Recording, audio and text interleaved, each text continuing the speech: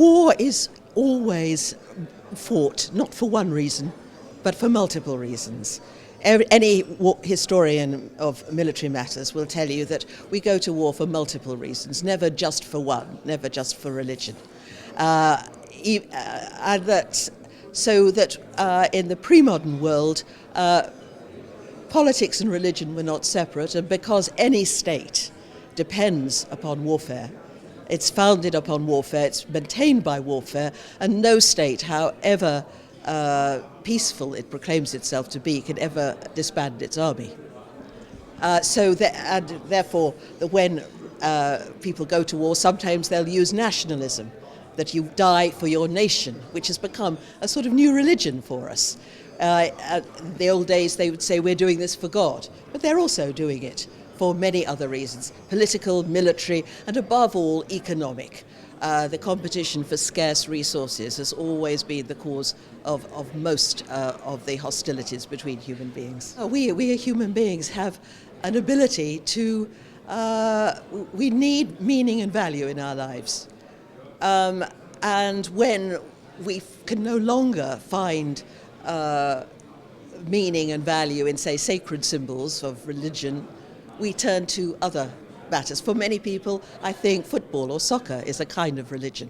They get a sense of solidarity, it gives them a sense of moments of transcendence, and they identify with their team, and it gives them some kind of a meaning to their life. I think sport plays a very important role in bonding society together now, as religion used to in the old days. And the nation too has become a sort of religious symbol. If you define the sacred not as something supernatural, but as something for which you're prepared to die, then the nation has replaced God, because it's now no longer respectable to die for your faith or your religion, but it's admirable to die for your country. IS is an example of it, an organization which is both secular and religious. The two are deeply combined. The leadership of IS is very secular. It's the worst of secularism, and it's a form of debased religion.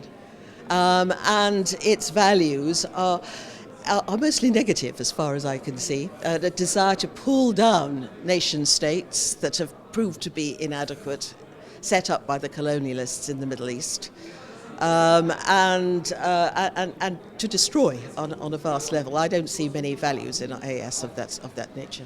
It is an amalgam of many things, again, never just simply for religion. Any expert in terrorism will tell you that terrorism, whatever its ideology, is always inherently political.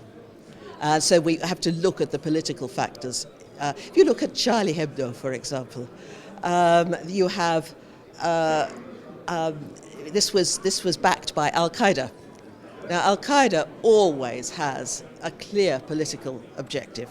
Bin Laden was quite upfront about his political aims. He spoke constantly about Palestine. He spoke constantly about the corruption of the regime in Saudi Arabia. And he spoke constantly about Western policy in the Middle East, which he felt had distorted the region, as well as Islamic values. And so in Charlie Hebdo, they were orchestrated. The Al-Qaeda wanted to create a clash of civilizations. That's its aim. And it's the same with IS. IS wants to be at war with the West.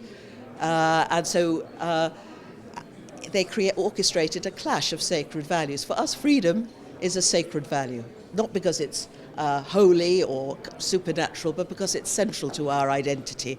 And when it's threatened, as with any sacred value, we feel personally defensive and vulnerable. And that's the speed with which the slogan Charlie Hebdo took, Je suis Charlie, became current, showed that people identified with that the people who had died in that magazine that represented freedom for them. So IS was saying, right, you attack our sacred value, the Prophet, we'll attack yours, see how you like it. And they have been able to use the Western response of all those leaders marching against Islam as a very handy recruiting tool. they'll present it, incorrectly of course, as the West marching to destroy Islam. We are quite right to mourn the people who died in Paris and feel shock and distress and fear. But we must also remember that the West is by far not the only people who are being attacked by so-called Muslim extremists. Far more people who are Muslim have died at the hands of IS than Western people. At the day before the Paris catastrophe, 44 people have been blown up by IS suicide bombers, and we don't mention them. What we should be doing is, at the same time as we have the tricolour on our public buildings, we should also fly the Lebanese flag to remember those people too. If we go on in the blinkered way that we do, never mentioning the fact that 90% of the people who died in the wars in Afghanistan or Iraq were civilians, men, women and children, Muslims who were simply in the wrong place at the wrong time, and we never mention them. If we go on behaving in this rather blinkered way, only honouring our own dead, we give the Muslim world a distinct impression that we have created a global hierarchy in which some lives are more valuable than others. That is not the way the West should be represented, because of course the West believes that all human beings are equal